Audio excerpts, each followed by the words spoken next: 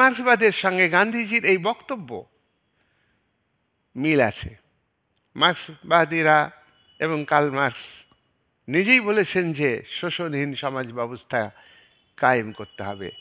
শোষণহীন সমাজ ব্যবস্থা হচ্ছে পুঁজিবাদী সমাজের গর্ভ থেকেই জন্ম লাভ করবে, আর এখানে সর্বহারা শ্রেণী লড়াই সংগ্রাম ও বিপ্লবের মাধ্যমে সমাজতান্ত্রিক সমাজ প্রতিষ্ঠিত করবে।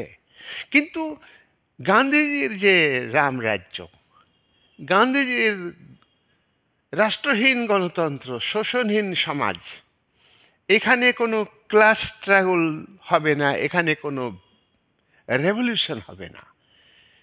গান্ধীজি মানুষের অর্থনৈতিক যে স্বাধীনতা, ইকোনমিক্যাল লিবার্টি, ইকোনমিক্যাল রাইটস, এইগুলির উপরে গান্ধীজি বিশেষভাবে গুরুত্ব দিয়েছেন।